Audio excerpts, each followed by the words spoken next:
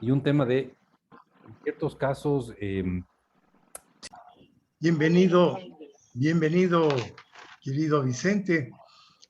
Realmente el currículum es abrumador y lo que yo sí quisiera resaltar es que no me pierdo prácticamente ningún programa de Clarito Está, porque coincide justo que me estoy desplazando de un sitio a otro y es excelente.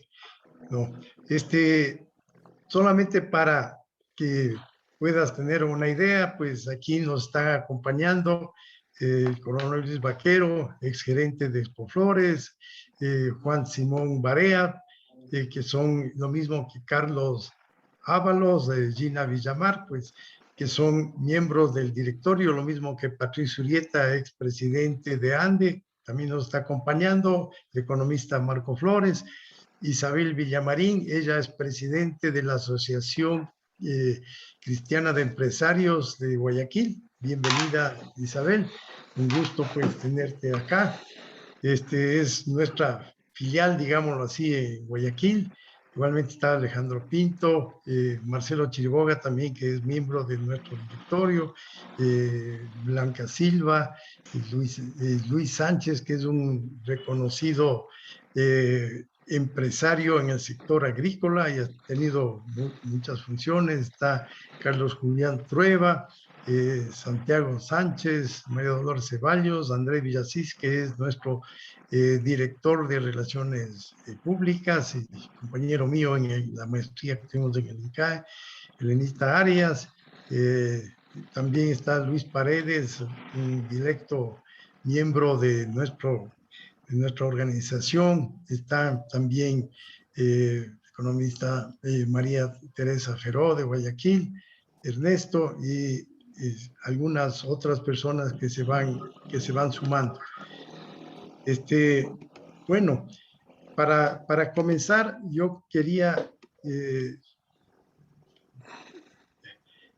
primero manifestarles que desde que el presidente Lasso asumió el poder, definitivamente el sector empresarial y el país respiró un ambiente de tranquilidad, un ambiente de libertad, un ambiente de democracia, que son los pilares para el desarrollo de un país. Y vemos cómo ya con el evento de la vacunación masiva, en donde los diferentes sectores participamos, especialmente los gremios, también se sumaron las universidades y otros sectores, dimos ejemplo al mundo de lo que puede hacerse cuando la gente de bien, la gente que piensa en los demás, se unen para poder sacar un país adelante. En ese sentido, pues subió obviamente la confianza del sector empresarial y vemos cómo ciertos indicadores ya comienzan a sobresalir. Vemos, por ejemplo, que la inversión está subiendo y en eso yo soy testigo, por ejemplo, de la inversión que ha sufrido o ha tenido el sector florícola, en donde grandes grupos internacionales de Colombia y de Estados Unidos han venido al Ecuador y han comenzado a invertir y han comenzado a comprar inclusive plantaciones. Más o menos calculamos nosotros que alrededor de unas 50 plantaciones han cambiado de mano a estos grupos grandes y ha habido una inversión que viene atrás de eso y los efectos van a comenzar a verse en un mediano plazo. En las flores, como en todo lo que es la agricultura, el efecto no es inmediato. El efecto se lo ve con el tiempo, una vez que las plantas y las inversiones, especialmente plantas de invernaderos, se realizan, comienzan a producir y venderse más o menos en 10 meses, un año, comienza a verse los resultados. Y actualmente vemos nosotros que ya nos sentimos y veo en las cifras del Banco Central también que hemos crecido, el sector florícola al que yo me pertenezco. Eso es bueno por un lado. Por otro lado, también tenemos problemas de transporte aéreo, en donde vemos que de alguna manera estamos comenzando a tener un cuello de botella en el transporte aéreo. Eso en este momento que todavía no hemos despegado con todo lo que viene a continuación, pues esperemos que se vaya solucionando y sobre todo, ojalá el sector industrial, el sector de comercio comiencen a hacer también importaciones por vía aérea. En el momento actual, más o menos un 95% de las exportaciones del Ecuador de por vía aérea son flores. Y hemos visto cómo aviones tienen que irse hasta Perú, hasta Santiago, otros hasta Sao Paulo, especialmente cargueros, para dejar carga ahí y regresar llevando flores. O sea, el Ecuador tiene una gran oportunidad poder tener tarifas muy buenas para de esa manera pues poder ir desarrollando. Un abrazo también a Marcelito Chiriboga, miembro de nuestro directorio, a María Teresa Villavicencio. Entonces, por un lado vemos que comenzó a crecer. También vemos como las exportaciones ya para el momento actual de enero a julio, de acuerdo al Banco Central, estamos ya en 14.500 millones, en donde obviamente el petróleo está en 5.000, en números redondos, y el sector privado está en 9.500. Eso es bueno. Ese tiene que ser el motor que impulse a nuestro país. Entonces, por un lado, vemos que vamos creciendo las exportaciones, vemos que la gente está optimista, vemos que el gasto de los hogares está mejorando, vemos que el PIB del país ya está en el segundo trimestre del 2021, llegó al 8.4%, quiere decir que son cosas positivas. Pero, por otro lado, vemos nosotros con cierta preocupación, primero, que la deuda está en alrededor del 64%, o sea, la deuda pública, y parecería ser que va a tener que seguir creciendo todavía hasta que venga una curva descendente. Vemos que el gasto público, o en este caso el déficit del Estado, es 4.6%, ¿no? Entonces son cositas que yo creo que ahí vienen los desajustes principales. En algún momento que le criticaron a Guillermo Lasso, recuerdo en una entrevista de CNN, decían que está un país quebrado. Él aclaró y dijo, el que está quebrado es el gobierno, porque el país es un país pujante y tiene gente de trabajo. Y realmente yo rubrico esas palabras. Aquí tenemos muchísima gente que hemos puesto el corazón, que estamos sembrados en este país. Especialmente el sector agrícola, estamos sembrados aquí con nuestras inversiones, con nuestra familia, con nuestros hijos, nuestros nietos, y queremos ver días mejores.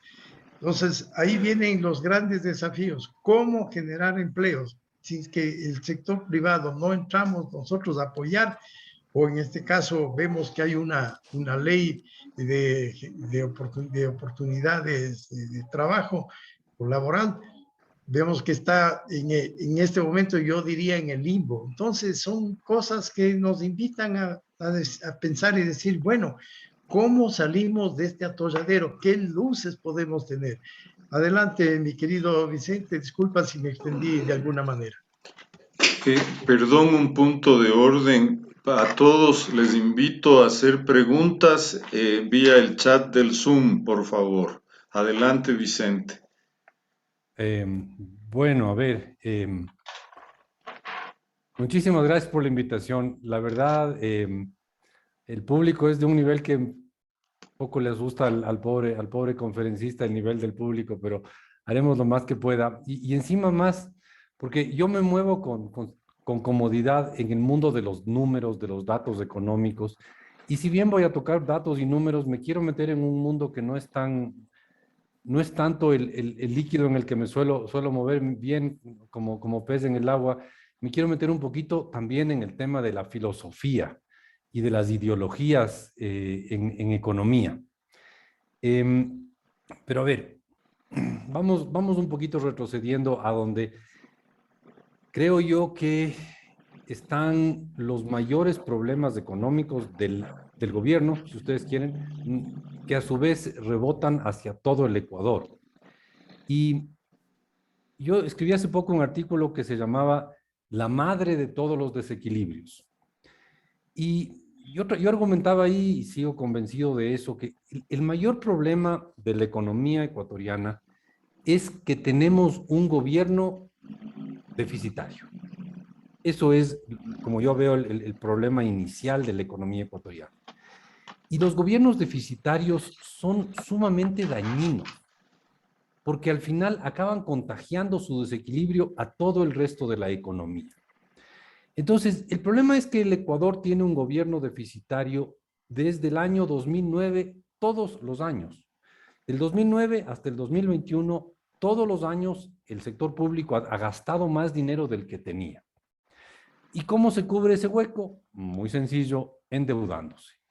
Y por eso es que hoy tenemos un gobierno tan endeudado como el que tenemos en este momento.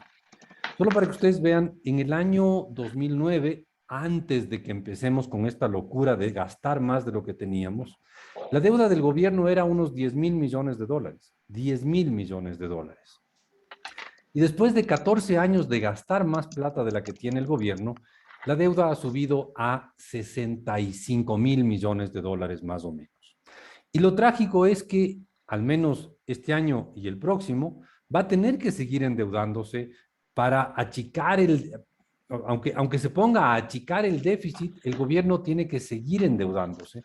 Y eso significaría que el próximo año, el 2022, sería el año número 14 consecutivo de endeudamiento neto del gobierno ecuatoriano.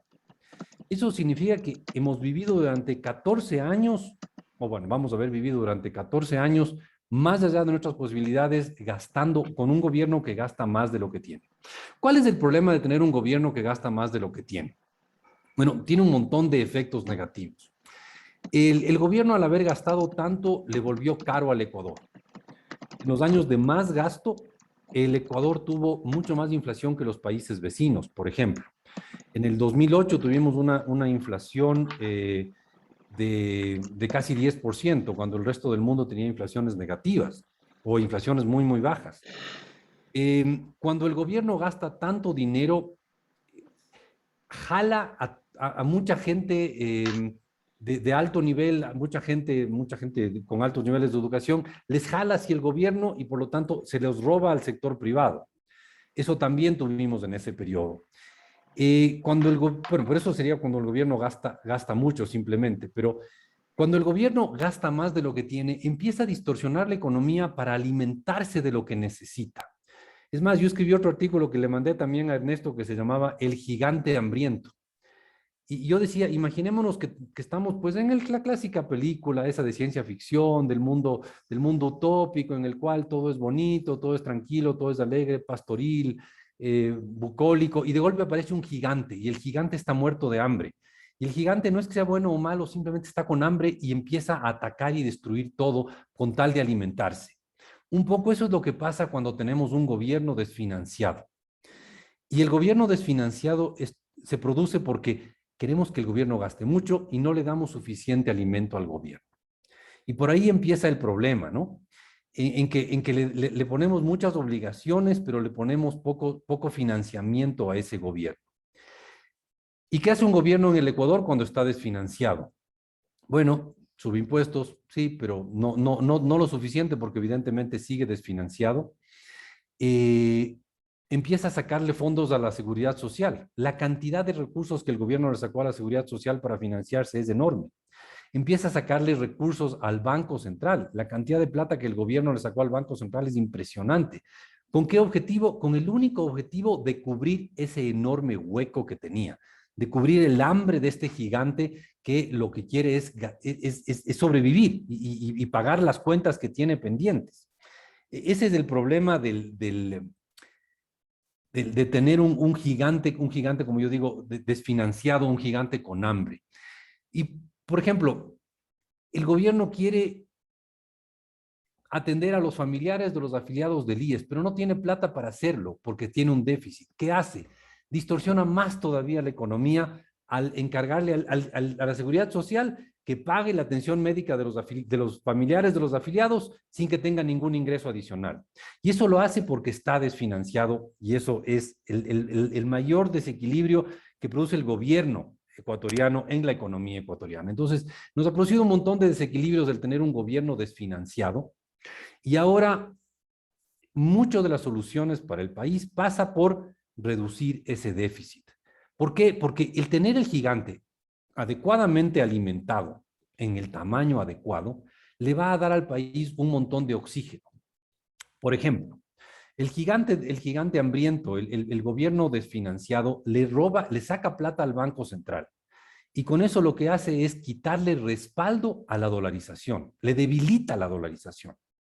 Si es que no tuviéramos un gobierno desfinanciado, no debilitara la dolarización y no tendríamos gente preocupada de qué va a pasar con la dolarización, nos van a desdolarizar o no, porque habría como decirle, no se preocupe, no pasa nada, no nos van a desdolarizar porque hay suficientes respaldos para la dolarización. Pero ese es el problema de haber tenido un gobierno deficitario por tanto tiempo. Entonces, hoy día nos enfrentamos ante el reto como país, el reto de cómo cerrar el hueco, ese inmenso déficit que tiene el gobierno. Que bien lo decía Bolívar, redondeemos los números, 4.000 millones de dólares de hueco. La diferencia entre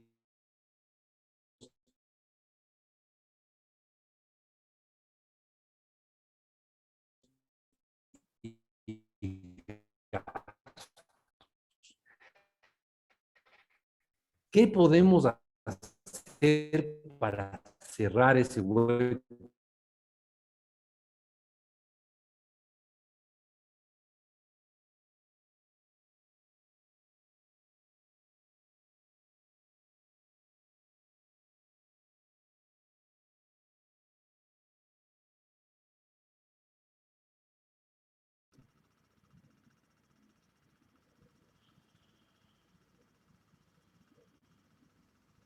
Perdón, ¿me están escuchando o soy yo solamente el que no escucho? Se fue, Se fue la voz, se fue la se fue voz. Se fue la Vicente. señal. Se perdió la señal e inclusive como que se desconectó. Ahí está Desconecté, ya Vicente. me reconecté. Me desconecté, ya me Excelente. reconecté. ¿Sí me oyen bien? Ahí está bien. ¿Está Ya, bien, Vicente? perfecto. Estoy con el micrófono adecuado. Sí. Bueno, a ver, entonces yo decía, ahorita el gobierno se encuentra ante el reto de reducir el déficit, que es la madre de un montón de otros desequilibrios. Y creo haber argumentado en cuáles son los desequilibrios que produce tener un gobierno deficitario. En abstracto, ¿qué puede hacer un país cuando tiene un gobierno deficitario? Hay dos caminos y no hay más ciencia. El camino número uno es bajar gastos, el camino número dos es subir ingresos. Y obviamente el camino número tres es hacer una combinación de las dos cosas.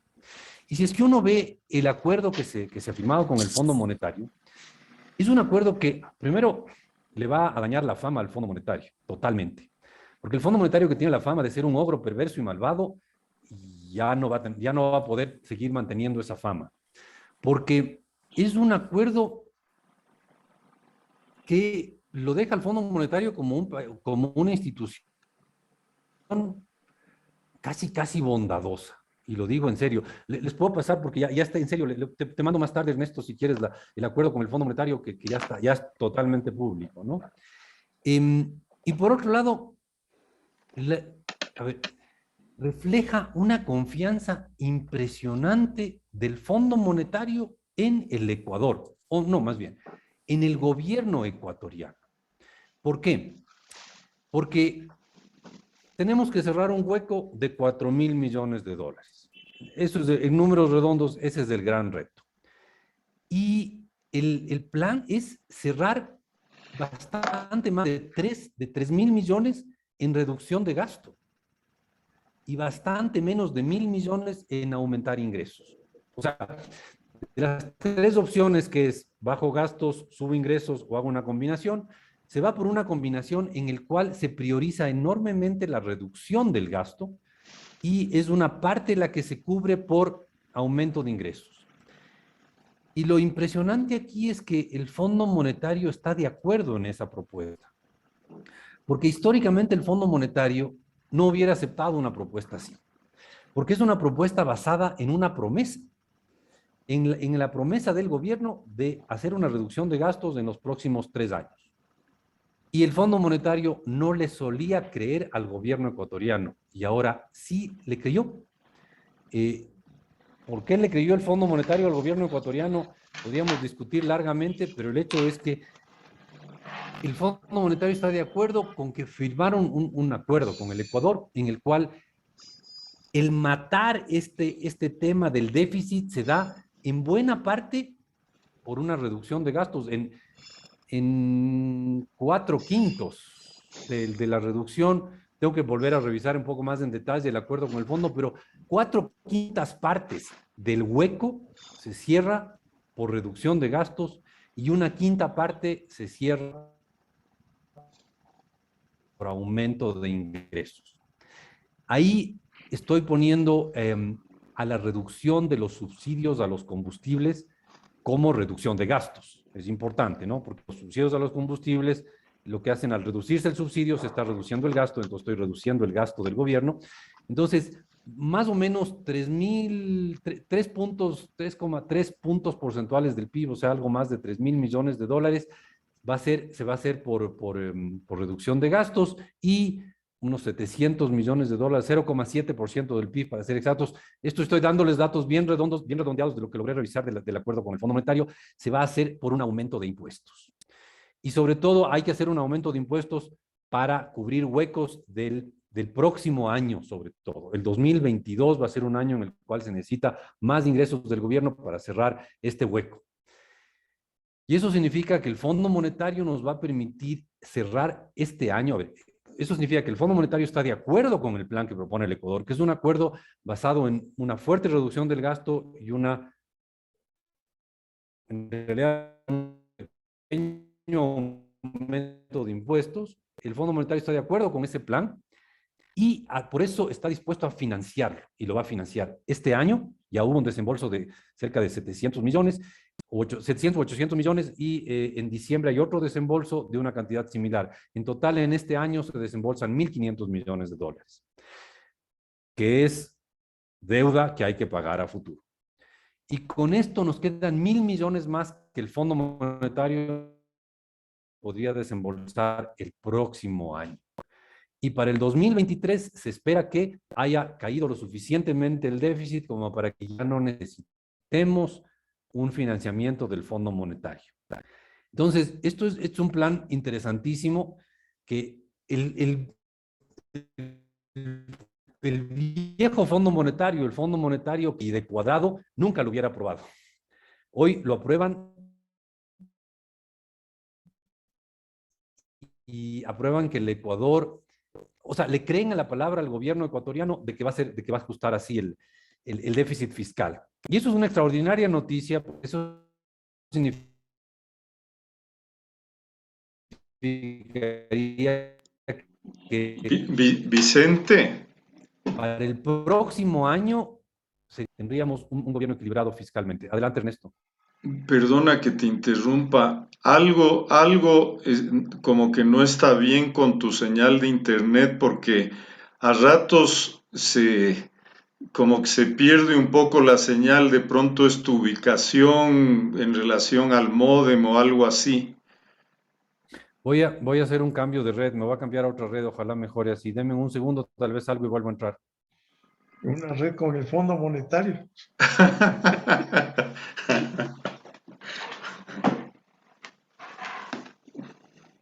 Quería dar la bienvenida también a nuestro vicepresidente Pablito Pinto y obviamente a Pedro Pinto, pues nos honra con su presencia. Pues, Bueno, espero, no sé si está mejor ahorita, me oyen mejor. Ahí se oye bien. Ya, veamos, ojalá sea un poco más estable la señal. Probemos a ver cómo nos va. Ok, entonces, ese es el plan, ya está completo, ya está revelado en su totalidad el plan que tiene el gobierno ecuatoriano. Es un plan de cerrar entre este año y el próximo el déficit, tener un gobierno equilibrado en el 2023. Es un plan bastante ambicioso y el ajuste se da en buena parte por reducción de gasto y en una pequeña parte por aumento de ingresos. Y cuando se habla de aumento de ingresos sí, esa cosa antipática y desagradable que se llama impuestos. Es en eso en donde va a ser el aumento de ingresos del gobierno. Y justamente creo que la invitación de Ernesto viene de una conversación que tuvimos sobre un artículo, un par de artículos que ha habido muy críticos con este tema de aumentar impuestos en el país. Y ahí yo sí quería meterme un poco en temas más filosóficos, si quieren ustedes. Marcelo, veo su pregunta ahorita. Sí, parte de la reducción de la déficit es reducir los gastos en base a no pagar, no dejar que paguen coimas, sino pagar coimas y que las cosas sean más baratas. Obviamente, si no, no había cómo reducir tanto el gasto. La reducción del gasto que quiere hacer el gobierno es muy, muy alta. Estoy consciente de eso, pero yo quería meterme en el tema del gasto y de los impuestos. Y aquí me voy a meter en un área en la que siempre en la que no me muevo tanto como pez en el agua, como cuando me muevo con números, como les decía hace un momento. Y yo creo que es importante tratar de separar en el análisis de esto lo que es una realidad y lo que es simplemente un supuesto ideológico. Y en eso yo quiero ser muy, muy crítico, porque en general yo soy muy crítico con las ideologías en lo económico. ¿Y por qué digo en lo económico? Porque yo soy economista y me meto mucho en temas de ideología, más bien de ideología, en temas de economía, y me disgusta mucho el encontrarme con dogmas ideológicos en la economía. Y un poco yo quería irme hacia una crítica de los dogmas ideológicos en la economía en la charla de hoy, y fue un poco eso el inicio de la invitación de Ernesto. Y cuando hablo de dogmas ideológicos, son cosas que se dan por hechas en la economía, cuando en la economía todo es, o sea, la única respuesta correcta en ciencia económica, y eso mis alumnos hasta rato siento que lo abusan, es depende. Esa es la única respuesta realmente correcta en economía, porque en economía hay tantas cosas relacionadas entre sí que uno rara vez puede tener absolutas certezas en lo económico. Y yo sí soy insisto, muy crítico con el uso de ideologías en los temas económicos. Es más, yo hago un gran esfuerzo de a mis alumnos darles la menor cantidad de ideologías y darles la mayor cantidad de herramientas para analizar la realidad. Porque me parece que así van a poder entender una realidad tan compleja como la ecuatoriana, y no es en base a ideologías, ni a dogmas, ni a preconceptualizaciones que vamos a poder resolver los problemas del Ecuador. Así que yo hago lo posible por no darles indoctrinamiento, no sé si estoy correcto si es la palabra, adoctrinamiento ideológico a mis alumnos, pero sí enormes cantidades de herramientas de análisis. Entonces mis alumnos aprenden a manejar bases de datos, a encontrar información, a entender la información económica y a cada uno hacerse una imagen de la realidad ecuatoriana. Y cuando hablo de ideologías en economía, hablo de algo que a mí no me gusta, que es que, a ver, perdón, voy a encender la luz que creo que ya nadie me ve. Ya.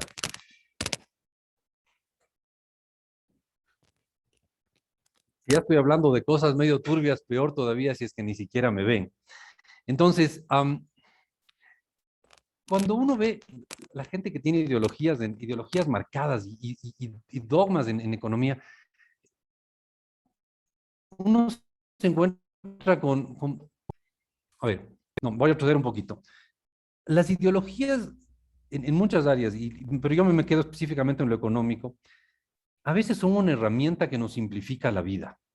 Nos simplifica la vida porque nos dice, esto es blanco y esto es negro. Y ya, no tenemos que pensar mucho más, porque ya está definido qué está bien y qué está mal. No hay que cuestionarnos cada cosa en el mundo porque ya nos viene predefinido. Pero las ideologías en muchos casos son el reflejo de lo que queremos creer. Y esto a veces yo lo veo como, no sé, hace poco encontré un excelente ejemplo de esto. Cuando ustedes hablan al comienzo de la temporada de fútbol, al comienzo de la temporada de fútbol, con el fan de algún equipo, les puede argumentar perfectamente bien que su equipo va a ganar el campeonato. Porque eso es lo que él quiere creer. Y les va a dar unos extraordinarios argumentos demostrando que mi equipo es el que va a ganar el campeonato. Y lo más seguro es que se equivoque.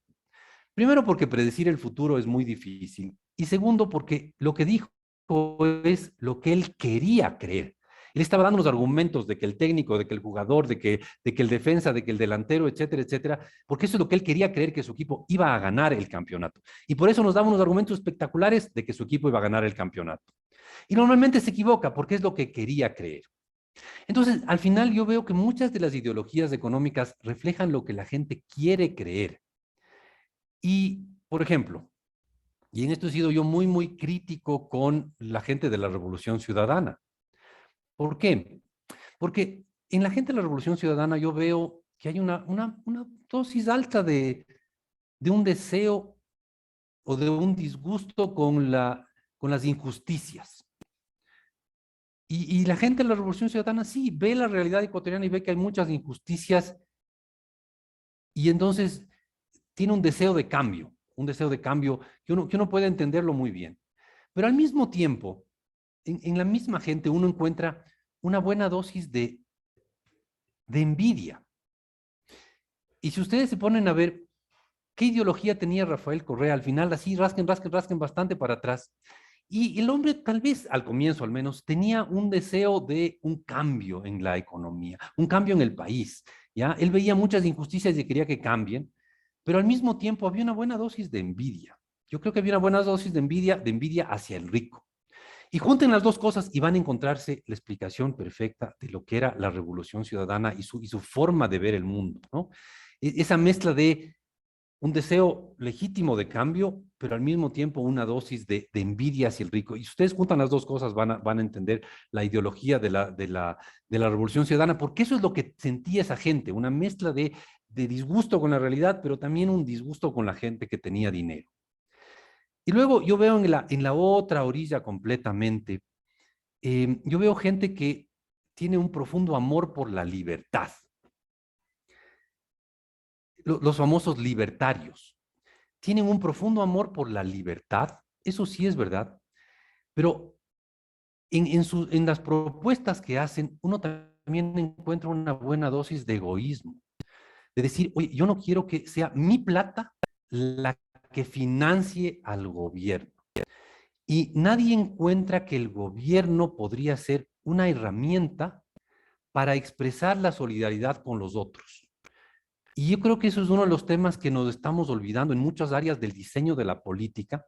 Y yo creo que si es que queremos ir algún día a un Ecuador del encuentro, que eso es lo que justamente, creo que para eso es para lo que me metió Ernesto en el fondo, si queremos ir algún día hacia un Ecuador del encuentro, tenemos que separarnos de estas dos ideologías, porque la una tiene una buena dosis de envidia y la otra tiene una buena dosis de egoísmo, y tenemos que ir pensando en cómo armamos un país con un gobierno, con un Estado, que por un lado nos dé mucha libertad en lo que se necesita hacer para que haya crecimiento económico y empresa y todo lo que hace un rato decía Bolívar, pero al mismo tiempo necesitamos un Estado que sea capaz de expresar la solidaridad de la sociedad con los más débiles.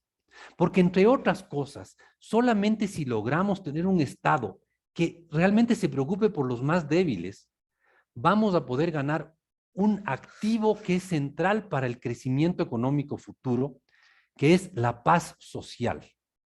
Y yo creo que el que podamos tener un país, el que podamos armar un país en el cual tengamos un gobierno que no solo que esté bien financiado, porque si no está bien financiado se vuelve peligrosísimo, sino que tenga el tamaño suficiente como para atender a los más necesitados, nunca vamos a tener un país en el cual reine una paz social. Yo estoy convencido que si no tenemos un país en el cual reine la paz social, nunca vamos a poder encontrarnos entre ecuatorianos para sacar el país adelante. Eso significa que sí, desgraciadamente vamos a tener que aceptar que nos cobren más impuestos. ¿Y por qué digo desgraciadamente? Porque los impuestos son de las cosas más detestables del mundo. Pero si es que no nos cobran más impuestos, no va a poder financiarse un Estado que pueda hacer las cosas mínimas que necesitamos para atender a los más débiles. Y que ese Estado que haga las cosas mínimas que necesitamos para atender a los más débiles sea al mismo tiempo la expresión de la solidaridad de la sociedad con los más débiles. Y por eso esas dos ideologías, digamos, la de la Revolución Ciudadana, que yo le veo que tiene una buena dosis de envidia, y y que por lo tanto no es una ideología que nos puede llevar al encuentro de los ecuatorianos. Y a los libertarios, que yo sí les veo amantes de la libertad, sin duda, pero también cuidadosos y cuidadores de su metro cuadrado y de que no vayan a cobrarles un centavo más de impuestos porque eso va contra todo lo bueno en el mundo. Yo veo que ambas ideologías nos alejan de un Ecuador del encuentro. Porque si queremos ir a un Ecuador del encuentro, en serio, tenemos que tener un Ecuador más solidario y no solo por un tema de caridad cristiana para los que podemos ser creyentes o cualquier otra cosa, sino porque incluso siendo hasta egoístas, un país en el cual hay una buena dosis de solidaridad con los más débiles es un país que tiene mejores perspectivas de crecimiento económico. Los países donde no hay ningún tipo de solidaridad hacia el más débil son países que acaban en unos conflictos terribles, unos conflictos muy, muy complejos. Y por eso yo creo que deberíamos liberarnos de cualquier tipo de dogma que nos indique cuál debe ser el tamaño del Estado. Porque si nos enamoramos de la ideología de la revolución ciudadana, el Estado tiene que ser gigantesco. Pero eso es inmanejable. Si nos enamoramos de la ideología libertaria, el Estado tiene que ser microscópico. Y en la práctica, lo que necesitamos es un Estado que nos sea útil a los ciudadanos y tenemos que buscar la manera de financiar ese Estado que nos sea útil a los ciudadanos y útil en un montón de cosas. Útil en darnos, por ejemplo, yo personalmente, yo quisiera que haya más Estado en las cárceles. Necesitamos más Estado en las cárceles. Necesitamos más Estado en la seguridad.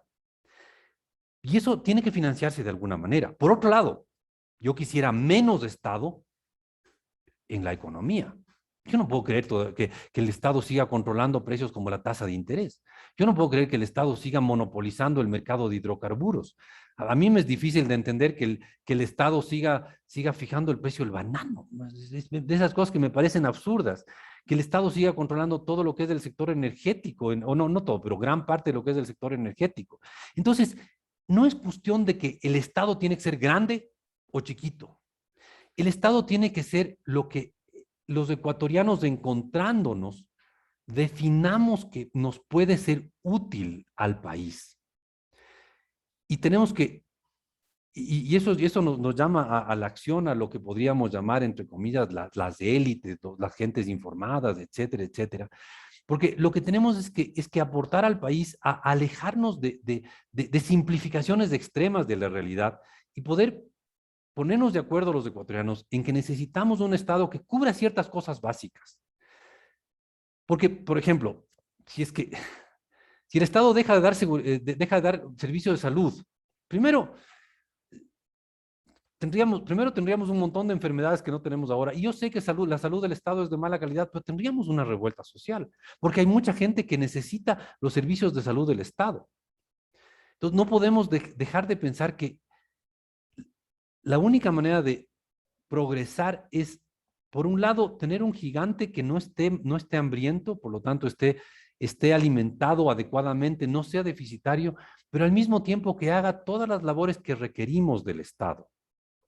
Y eso implica que nos alejemos de las ideologías y que estemos dispuestos a aceptar la dura realidad de que tendremos que buscar en los bolsillos de los ecuatorianos, y aquí los que tienen más plata deberán ser un poco más, en los bolsillos de los que tienen un poco más de plata van a buscar más plata, de que habrá que buscar en los bolsillos de los ecuatorianos cómo financiar un Estado que al menos no vuelva al tamaño que tuvo antes del correísmo. Y por eso creo que tenemos que prepararnos para que exista un Estado que lo financiemos con algo más de impuestos. Y ahí digo claramente, lo que está proponiendo el gobierno ahora es aumentar los impuestos. Y no nos queda otra alternativa que aceptar o esos impuestos u otros impuestos, pero seguir financiando el Estado con lo que tenemos este rato para financiarlo es inviable, porque habría que achicar al Estado a un nivel tal que nos generaría muchas tensiones sociales y eso sería dañino para el país.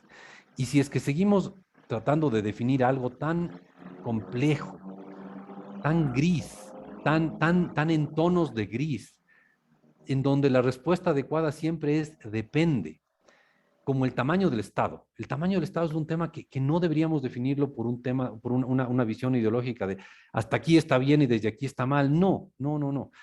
Por ejemplo, yo sí quisiera un Estado que sea capaz de protegernos a los ciudadanos de ciberataques, que el Estado nos pueda proteger contra los ciberataques. Eso no existía en el léxico hace 20 años, pero necesitamos un Estado que lo haga. Y necesitamos una policía capaz de protegernos contra ciberataques. Necesitamos un Estado que vaya evolucionando todo el tiempo y dándonos lo mínimo que requerimos como sociedad para poder funcionar sin meterse demasiado en regularnos la vida y hacernos imposible y bloquear y ahogar la iniciativa empresarial. Y eso Vicente, es una cosa extremadamente difícil de definir. Vicente, Ernesto, me alargué mucho. perdón, No, simple tranquilo. punto de orden, simplemente como referencia, estás en los 30 minutos. En todo caso, tenemos luego un espacio para preguntas. Por favor, no olviden vía el chat, ya tenemos alguna. Si alguien quiere hacer más preguntas, las tocaremos en el espacio luego de que termine Vicente su exposición. Adelante. Perfecto. No, yo con eso quería terminar y creo que hay que hacernos a la idea de que tenemos que pagar más impuestos. Y tenemos también que involucrarnos en el gobierno para que esos impuestos sean bien utilizados. Si es que, y si queremos algún día llegar a una definición de cuál es el tamaño ideal del Estado, vamos a encontrar un montón de áreas grises depende de según cómo funcione. Y además, cualquier definición a la que lleguemos hoy día, por más acertada que sea, mañana ya no va a estar actualizada.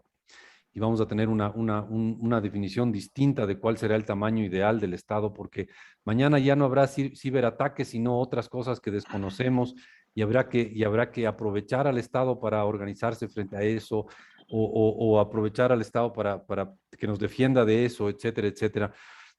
Yo quiero en serio transmitirles la necesidad de mezclar en todo el análisis que hacemos de la economía una buena dosis del análisis de la necesidad de más solidaridad en esta sociedad.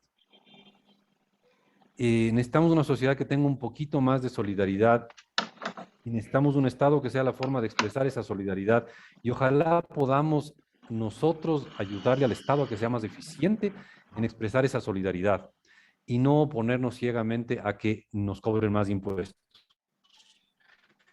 Solo quiero Sí, hacer un comentario. Algunos de los países que mejor funcionan en el mundo tienen unas tasas de impuestos altísimas y algunos de los países que peor funcionan en el mundo tienen tasas de impuestos bajísimas. Y con eso yo sé que he tocado un montón de sensibilidades y con eso agradezco un montón su paciencia, pero está ahí. Más bien, yo propondría que la discusión la hagamos verbalmente porque creo es mucho más entretenido hacerla verbalmente que por escrito. Pero en serio, les invito a conversar de todo esto y sé que he tocado un montón de sensibilidades y probablemente algunos de ustedes me están detestando, pero un poco quería también ser un poco provocador con todos ustedes, dado que no siempre tengo públicos de tan buen nivel. oh, excelente, Vicente. Yo quería solamente leer algo que ya lo puse en el chat del Consejo de Cámaras de Asociaciones de la Producción. El lunes 27 de septiembre apenas se presentó por parte del presidente el proyecto de ley de las oportunidades. Ahí yo decía, deberíamos primero consensuar a lo interno entre los diferentes gremios para presentar un frente común de apoyo, demostrar unidad y un esfuerzo solidario con el país y exigir también una reducción del tamaño del Estado, desburocratizar los trámites. Yo le decía ahí que nos dejen trabajar. Hasta ahí debería ser el tamaño del Estado.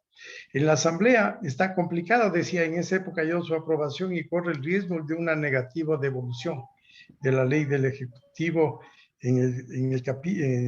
da la ley de oportunidades. Y lo principal en esa ley, yo creo que era la ley de oportunidades laborales, aparte del tema de los impuestos. Y respecto a las contribuciones económicas, muy en la línea de lo que tú dices, yo decía, agradezco a Dios estar entre los 20,000 que tenemos con qué pagar y no entre los 17 millones de ecuatorianos que por su condición económica no lo pueden hacer. Lo tomo también como un costo por la libertad y la democracia para no volver al socialismo del siglo XXI. O sea, muy en la línea que tú dices, yo creo que especialmente los empresarios tenemos que demostrarle a la gente que lo que hacemos nosotros es invertir, correr riesgos, generar trabajo, generar producción, generar divisas y sobre todo ayudar a que el Ecuador pueda encontrar el Ecuador del encuentro que tú muy bien lo dices. En el tema del tamaño del Estado, hay algo que nosotros, ANDE es una asociación nacional de empresarios que tiene un apellido que es Cristianos. Y eso quiere decir que somos solidarios. Ahí hay algo que dicen que la vela que alumbra al santo no tiene que ser ni tan pequeña que no la alumbre, ni tan grande que queme al santo. Ese debería ser el tamaño del Estado, ¿no? Y obviamente que no tenga déficit, o sea, que por lo menos con los ingresos que tiene, sobreviva, para que deje y permita ir creciendo el Estado en la medida que crece el país.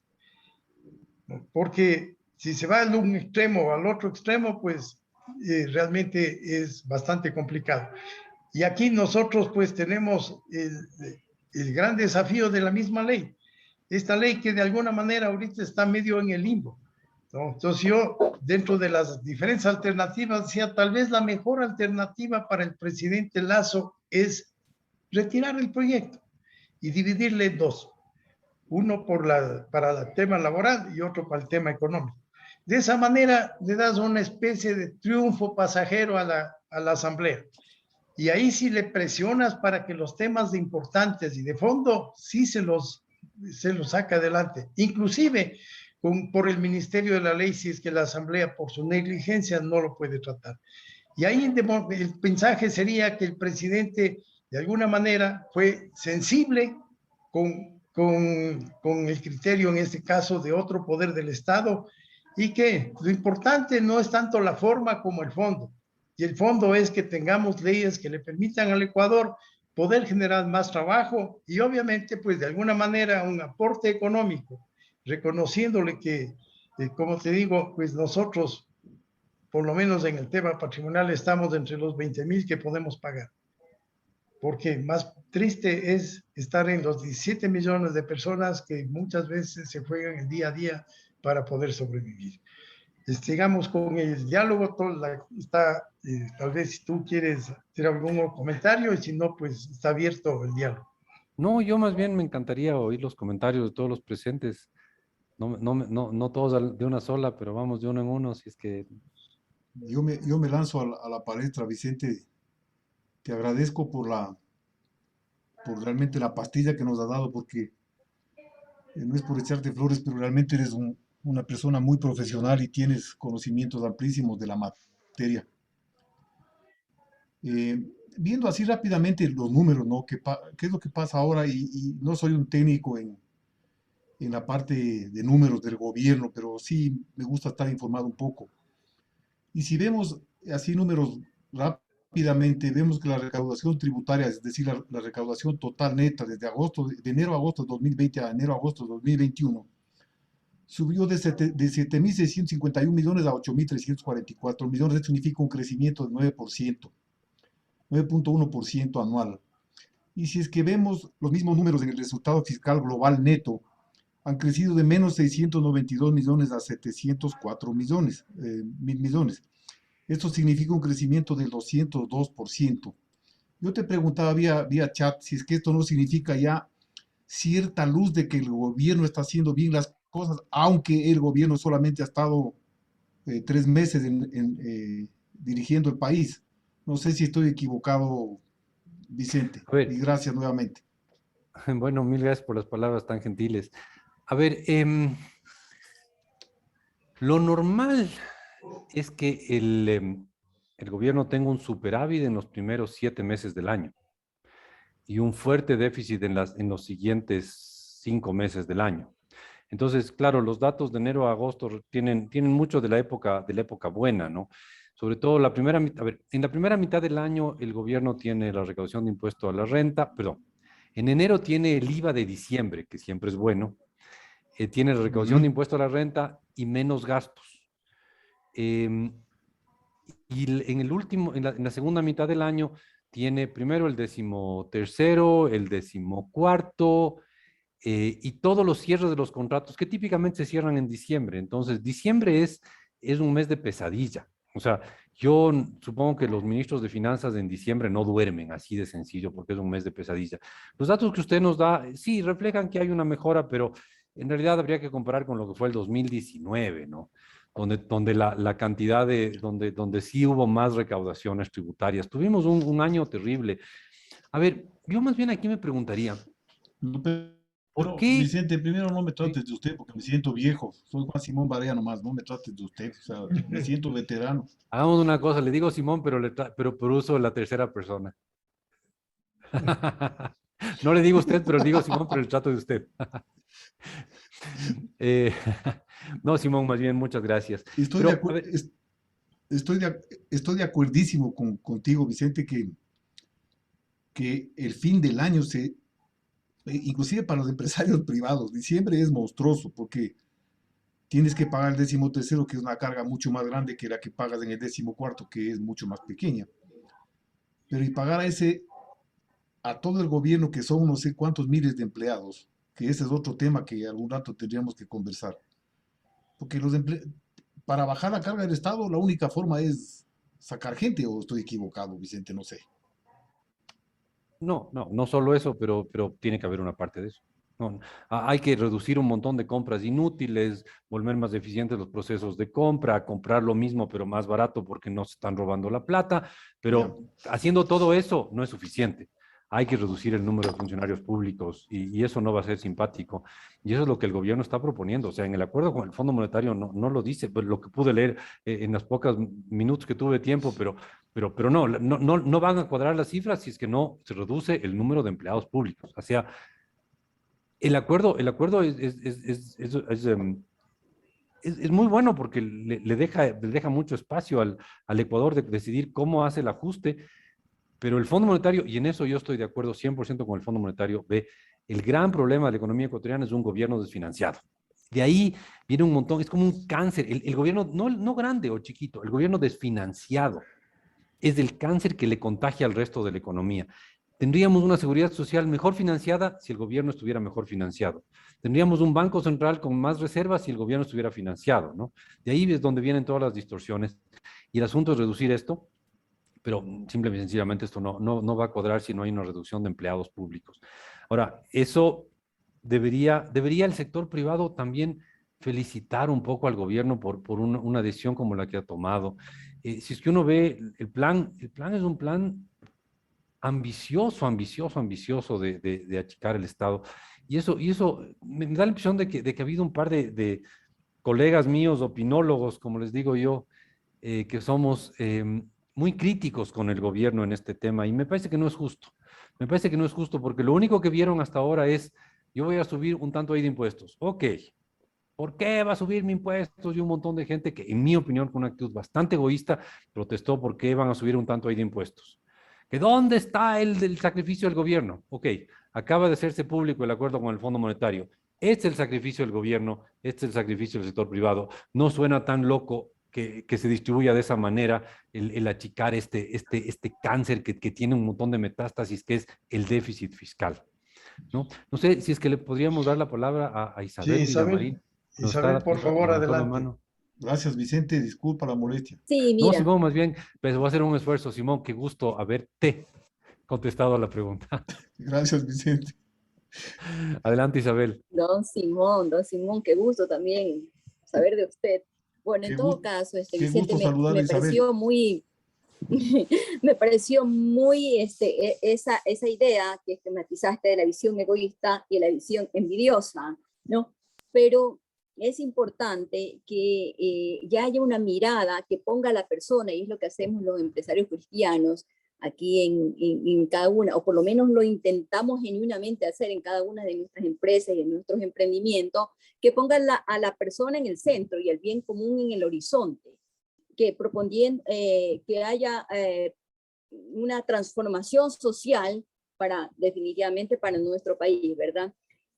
Y en ese orden, me parece que es importante que de alguna manera usted que tiene una voz en su canal, sobre todo en la televisión, haga ese comentario de que es posible, de que hay empresarios, de que hay personas, de que hay emprendedores, de que hay ejecutivos que están en ese proceso de poner a la persona como centro y buscar el bien común. Y también esa era una cosa que quería de alguna manera destacar, y también en algún momento que usted nos dé la oportunidad en algún momento para poderme invitar acá también a nuestras charlas que hacemos acá en ACE Bueno, Guayaquil, ¿no? antes de cualquier pregunta, Isabel, verá que usted me trató de usted, así que ya. Ya tienes Pero otra no, invitación. bueno, a ver, Isabel, yo soy un fan de la doctrina social de la Iglesia, especialmente por una deformación profesional, especialmente en el área económica.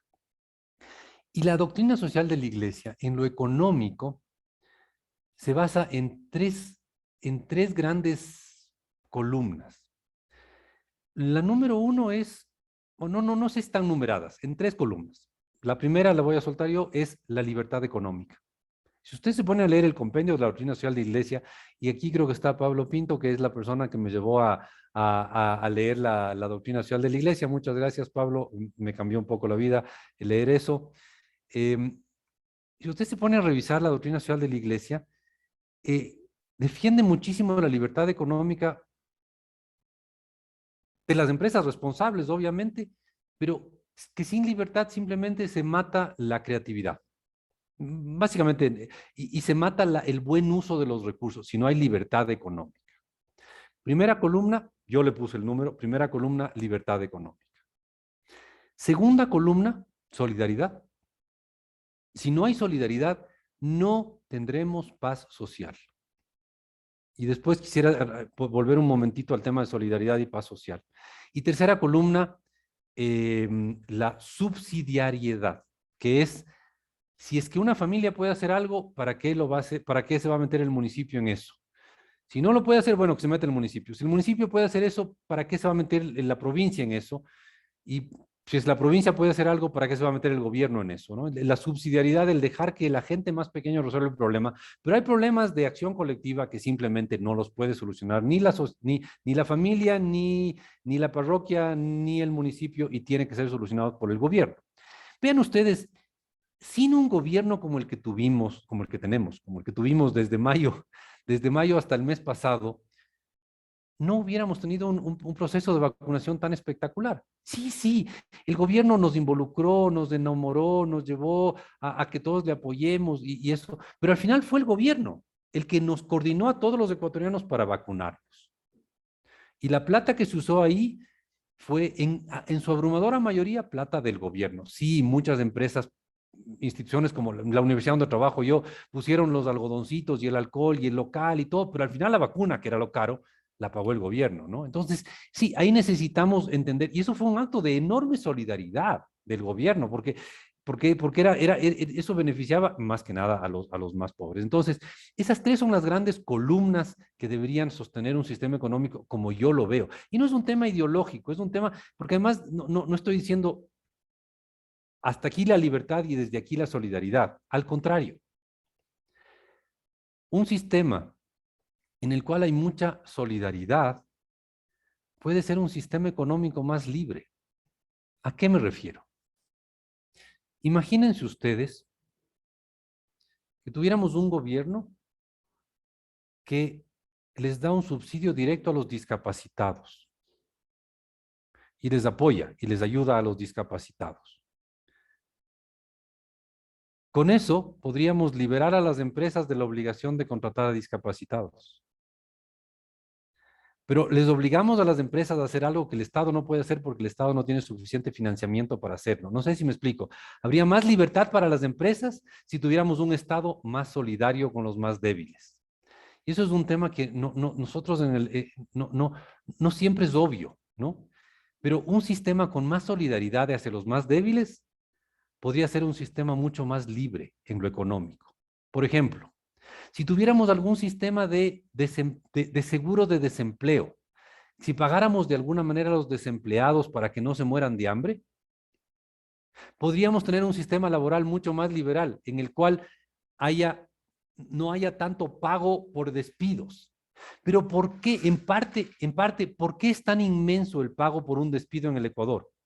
Porque quien pierde el empleo podría irse a morirse de hambre, ¿ya? Entonces, si tuviéramos un sistema económico más solidario, podríamos tener un sistema económico más libre. Y eso es un tema que ojalá algún día lo pudiéramos también difundir un poco más. Porque el rato en que tenemos un sistema económico libre, donde las empresas son las que hacen el buen uso de los recursos, el rato en que la empresa está produciendo y generando utilidades y generando empleo y proveyendo a la sociedad de bienes y servicios, está cumpliendo con su labor social, está preocupándose por el bienestar de la sociedad, ¿ya? ¿Cuántos empleos crea el sector florícola? ¿Cuánta riqueza genera el sector florícola? ¿Cuánta gente estaría pobre si no hubiera el sector florícola? ¿Ya? El sector florícola, ahora, el sector florícola, si es que no gana plata, quiebra. Entonces necesitamos un sector florícola que funcione eficientemente, que gane plata y que siga creando muchos empleos en las próximas décadas. Si el sector florícola se olvida de eso y deja de ganar plata y deja de ser eficiente, quiebra y se pierden los empleos. Entonces, parte de la labor social de la empresa es ser rentable y seguir existiendo. Si el sector florícola se olvida de que ganar plata es importante, quiebra y se pierden no sé cuántos cientos de miles de empleos. ¿Ya? Entonces, por Dios, que los florícolas no se olviden de seguir ganando plata, porque es importante para la sociedad que necesita esas empresas funcionando bien, para que sigan generando, cumpliendo con su labor social de generar tanto empleo y tanta riqueza y tanto bienestar para tanta gente pobre. Quisiera darle la palabra a Gina y a Ernesto, si es que me permiten. Sí, sí, tal vez antes de darle a Gina, ya que topaste el sector florícola, en el 2020, mi empresa, al igual que muchas empresas de flores, perdimos una buena cantidad de plata.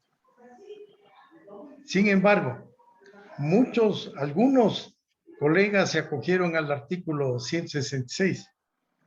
Mi empresa y otros floricultores no nos acogimos a eso, porque yo les decía, puede ser legal ese artículo, pero no es ético.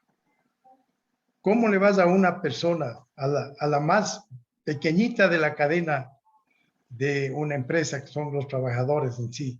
O sea, me refiero a individualmente. ¿Cómo le vas a dejar sin una fuente de sustento? No. O sea, Estoy entonces, de acuerdo, pero hay, como te digo, hay empresarios y empresarios. Pero hubieron muchos colegas míos que resolvimos no acogernos a eso y aguantar la nómina con pequeños ajustes o lo que sea, pero no acogernos al despido intempestivo en donde le mandabas sin ninguna beneficio. Hubieron algunos pocos lo hicieron, pero esa es la diferencia. Y yo les decía a mis trabajadores, ustedes son los dueños de la empresa, porque cuando llegue el fin de mes, ustedes tienen su platita en la cuenta y yo tengo que estar hablando con los bancos para conseguir los sobregiros y que a ustedes no les falte. Gracias. Por favor, Gina. Muchas gracias, Vicente. Gracias también por todo lo que han expuesto. Sí, yo iba a hacer un comentario y también, señalar algo que dentro de la doctrina social de la Iglesia, últimamente he estado revisando también la Fratelli Tutti, que pienso que la han revisado también ustedes, y habla claramente, la parte económica también es muy importante, como dice, los 3 pilares que ha mencionado Vicente, y la subsidiariedad, que le explicó muy bien, porque a veces no se entiende y se confunde con subsidios. Que eso decía que cuando usted decía esto, que sería bueno dar subsidios a los no empleados o subsidios de otro tipo, no necesariamente. O sea, incluso en el Papa dice, es muy fuerte, dice, esto de dar ayudas económicas tiene que ser para situaciones emergentes, que sí hace falta porque hay situaciones de pobreza muy grande, pero lo mejor es generar empleo, que usted también lo dijo después, ¿no es cierto? Que es generar empleo creo que es la única solución y sobre todo porque el otro pilar es la dignidad humana. Entonces la persona tiene que ser digna en decir yo puedo ganarme, que eso es también el principio de la subsidiariedad, yo puedo hacer algo, solo lo que no alcanzo, alguien me ayuda, ¿no es cierto? Entonces creo que me ha gustado mucho que lo mencione, solo quería subrayar este otro aspecto de la dignidad humana y de no confundir porque hay personas o decimos, sí, sería bueno que haya subsidios, decía porque, pero sabemos que Estados Unidos es un país que ha dado mucho subsidio a los desempleados y no es que eso le ha ayudado a la larga, ¿no? Porque hay gente que se mal acostumbra y realmente no responde y prefiere no trabajar. Entonces eso tiene un riesgo muy grande para las economías. Y luego, por ejemplo, también quería decir que en la Fratelli Tutti hay un capítulo que es la mejor política y habla justamente de la política del encuentro, que si vamos que el gobierno actual dice del encuentro, de los consensos y que muchas veces hay que un poco renunciar a ciertas posiciones en vista de alcanzar esos consensos. Entonces, simplemente que ojalá todos profundicemos también esta nueva encíclica de la doctrina social porque tiene elementos valiosísimos, sobre todo para las circunstancias actuales. Muchas gracias.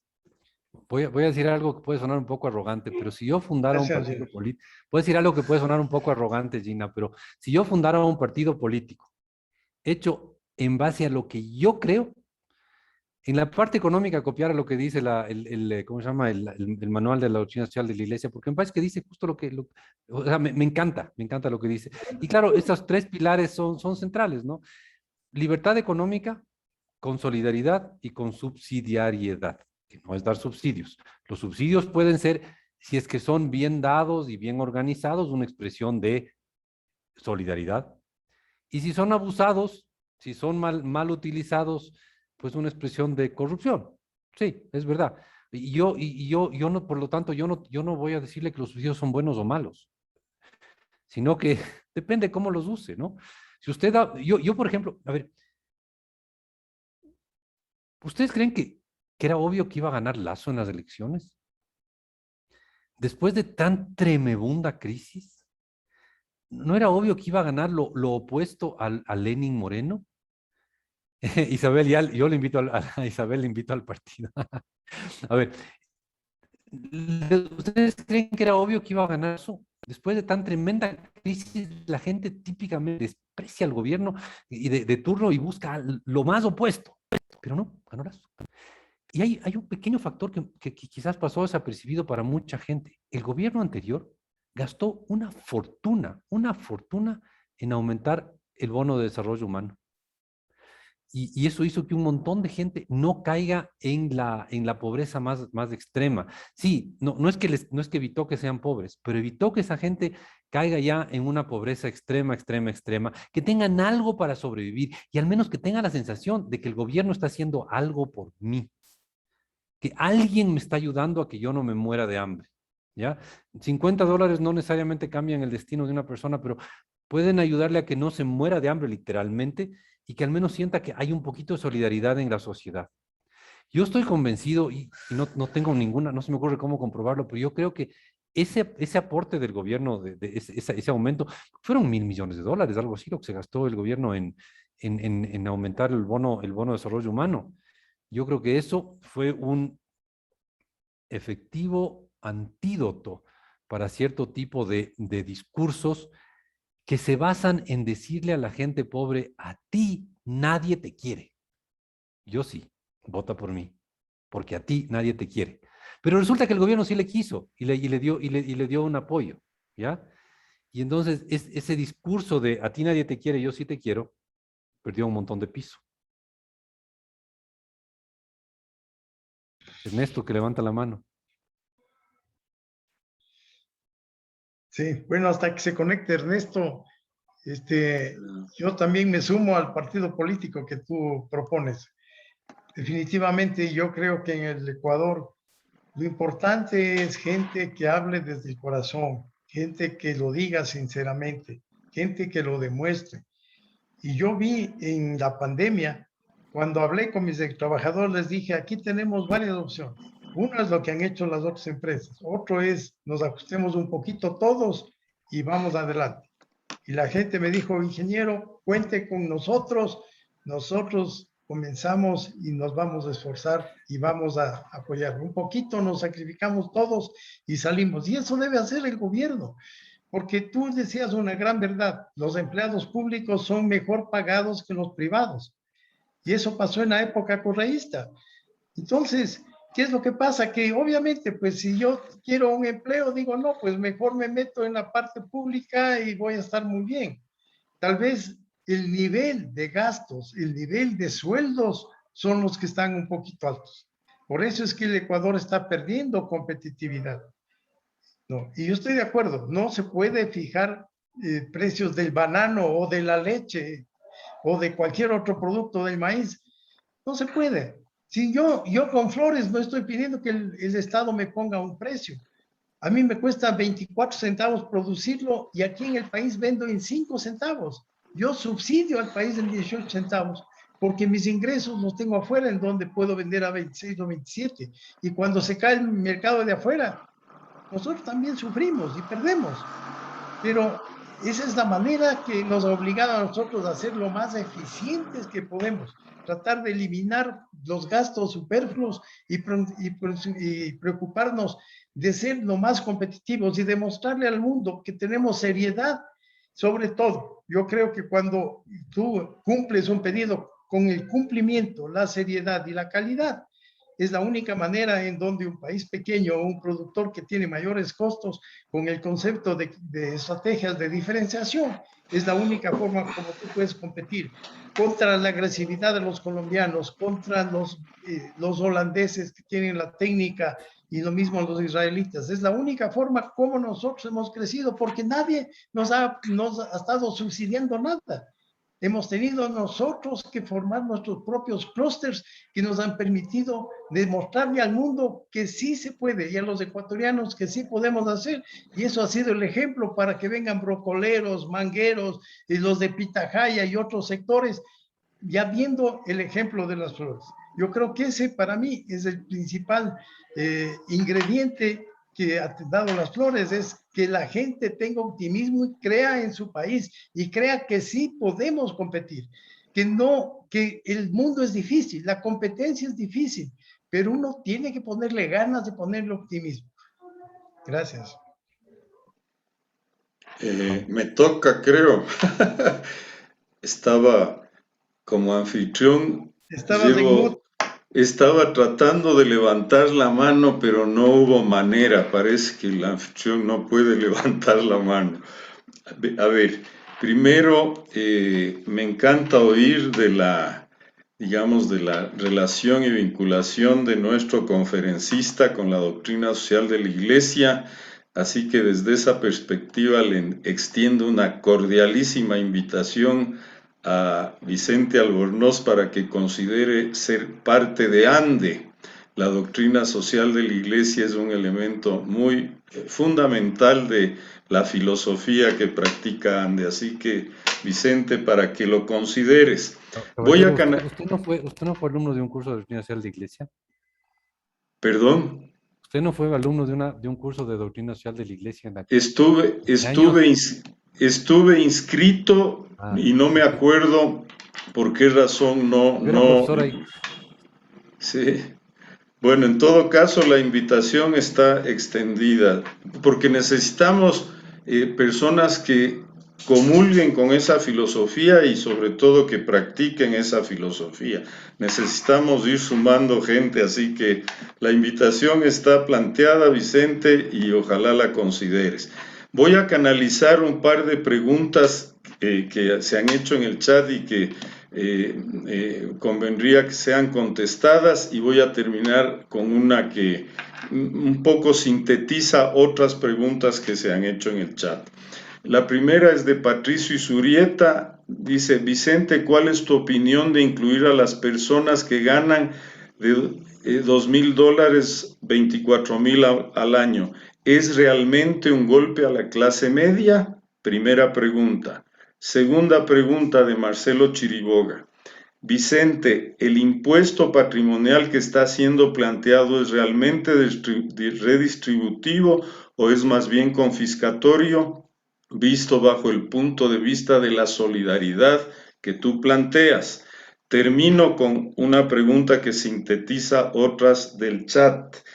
En la exposición, Vicente, de alguna manera planteaste un escenario ideal de un ambiente, de un Estado que promueva, por un lado, la libertad, por otro lado, la atención a los más necesitados para lograr la paz social y finalmente un Estado que esté financiado, porque de lo contrario se convierte en ese gigante que nunca se sacia y que todo lo devora para poder subsistir. A la luz de esas tres puntales o parámetros de un escenario ideal, ¿cómo relacionas tú la ley de oportunidades que ha planteado el gobierno? ¿Cómo respondería la aplicación de esa ley o cómo contribuiría la aplicación de esa ley o de los componentes de esa ley para lograr ese escenario ideal, ese ambiente ideal? Bueno, muchas gracias. Muchas gracias por las preguntas. A ver, el estado ideal creo yo que es un estado que realmente aporta a el bienestar de sus ciudadanos, que definitivamente tiene que estar adecuadamente financiado. Si no está financiado, se vuelve destructivo.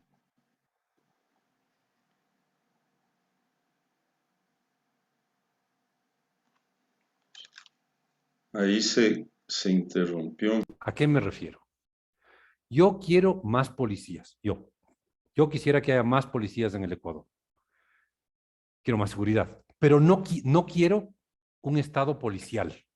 No sé si me explico, ¿no? Yo quiero más policías, más seguridad, pero no quiero un estado policial. Entonces, necesitamos un estado que sea eficiente, que ayude al bienestar de la población, que esté financiado y que sea controlable por parte de los ciudadanos. Y eso también es un tema importante, el poder saber dónde le ponemos límites a la acción del Estado, ¿ya? Yo quiero un Estado que ordene la economía, pero que no le complique la vida a la economía. O como decía un cómico español, y aquí no voy a hablar, no va a ser doctrina social de la iglesia, aunque va a sonar así. Un cómico español decía, si no eres capaz de amar al prójimo como a ti mismo, al menos no le hagas la vida imposible.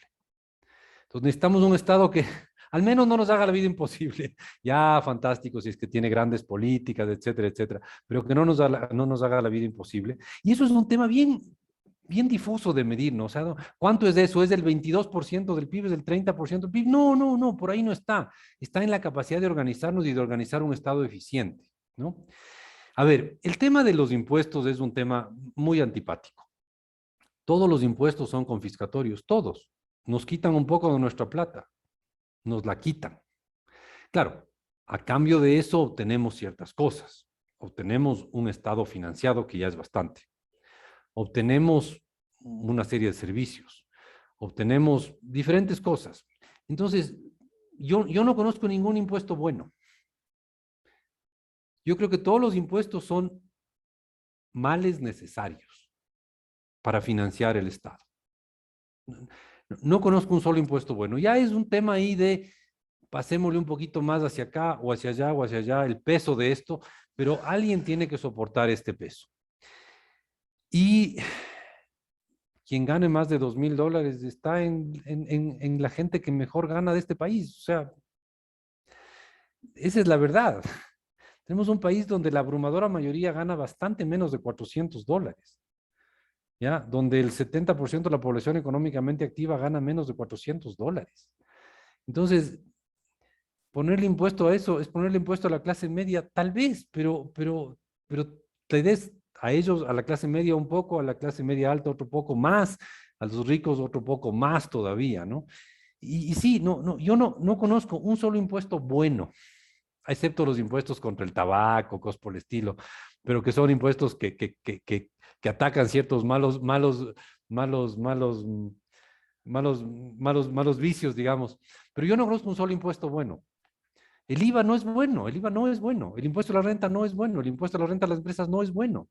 Pero si no tuviéramos esos impuestos, estaríamos mucho peor porque no tendríamos Estado, estaríamos como Somalia, ¿ya?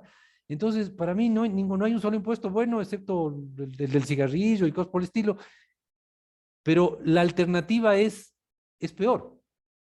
Entonces, los impuestos son el mal necesario de tener un Estado financiado que nos pueda proveer de ciertos servicios que necesitamos para funcionar como economía, como sociedad, ¿no? Que pueda financiar el poner los semáforos en las esquinas para que no se choquen los autos, ¿ya? Que pueda financiar el que haya policías para que no nos asalten en cada esquina.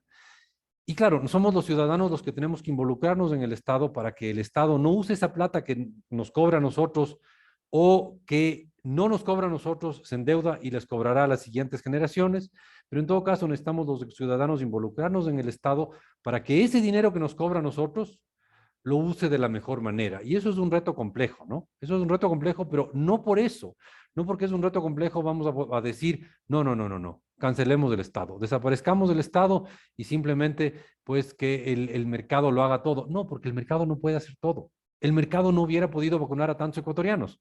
Punto. La vacunación de los ecuatorianos es un clásico ejemplo de un Estado eficiente que le dio un servicio a la sociedad que la sociedad necesitaba y gracias a eso la sociedad está hoy mejor que antes de que nos vacunen. Así de sencillo. Si no tuviéramos un Estado, en este caso un ejemplo de Estado eficiente, estaríamos mucho peor. Creo que con eso he tratado de resumir mi visión de los impuestos. No, yo no veo un solo impuesto bueno. Todos son malos. Pero estaríamos peor si no hubiera impuestos. Es que siempre va a ser más eficiente que alguien lo haga, poniendo todo en una contribución. Por ejemplo, la seguridad. Cada uno contribuye, va a ser más eficiente tener una seguridad, tener una salud, tener una organización. Para eso está bien, es cómo hacer más eficientes los recursos que ponemos Correcto. a Pero el disposición. punto es, ¿quién pone los semáforos? ¿El gobierno central o el municipio? El municipio, pues que no se mete el gobierno central. Eso es la subsidiariedad, ¿no? Pero necesitamos que alguien Claro, ponga los semáforos, ¿ya? y que lo Entonces, ponga bien, y en los claro, sitios que se el que mejor necesita. lo ponga, el que mejor lo ponga, porque el Así es. municipio va a ser mejor que el gobierno central en eso. Entonces, ese es el sentido de la subsidiariedad, ¿ya? Y así, ok, perdón, ya me No, alargué. tal vez Depende del Marco alcalde, Flores, depende creo del que alcalde. querías intervenir de pronto, Marco. Marcos Flores pidió la palabra.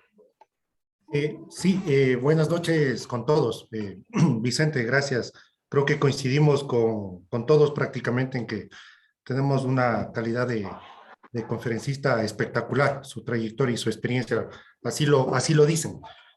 Sí, mi consulta era porque en el tema de las franquicias que se ha desarrollado de una forma impresionante a nivel nacional, creo que el mayor ejemplo es el tema de las farmacias, con diferentes cadenas a través de principales grupos, como las de Difare o como las del grupo de Ortiz Ceballos, con Económicas, y en fin, y nuevas cadenas que están apareciendo.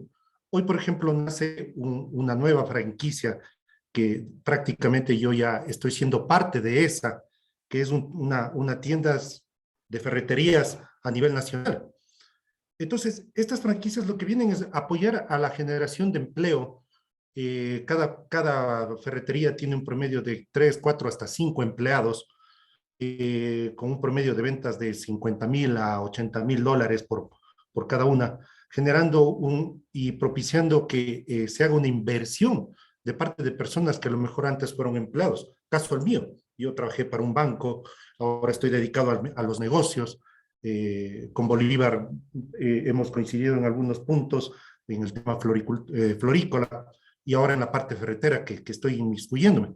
Entonces, esta generación de franquicias a nivel nacional está dando la oportunidad de que no solamente se creen nuevos empresarios, sino se creen nuevas fuentes de empleo, directas e indirectas, porque se requiere de transporte, se requiere de mano de obra, se requiere de otros temas más, y la generación incluso de impuestos. ¿Qué tan beneficioso puede ser a la final del día estos negocios que en cierta forma apuntalan a las economías locales y tal vez a la nacional en sí? O sea, definitivamente, Marcos, yo creo que toda iniciativa, todo esfuerzo privado, aunque sea chiquito o grande, es bienvenido. Gracias por tu intervención. Vicente, queremos agradecerte. Realmente hemos disfrutado muchísimo y hemos aprendido. Y sobre Muchas todo gracias. nos hemos identificado. Así es que este sí es el verdadero Ecuador del encuentro que tiene que comenzar, aunque sea de a poquito, pero donde nos comencemos a encontrar todos. Gracias, muy Muchísimas gentil. gracias a ustedes por la invitación. Muchas gracias, Vicente. Gracias, Muchas gracias. Vicente. Gracias, Vamos, Vicente. Hasta la Gracias, próxima. Gracias, Vicente. Excelente. Felicidades. Muchas gracias, excelente speaker. Gracias a todos Vicente. por acompañarnos en este evento. Excelente, muchas gracias. Muy bueno. Hasta la próxima. Gracias, Ernesto. Felicitaciones a todos. Gracias a todos también. Lo que nos han Oliver. acompañado. Gina, excelente tu intervención y de todos ustedes. Un abrazo y que Dios nos bendiga a todos. Que Dios bendiga al Ecuador y bendiga a nuestro presidente. Adiós.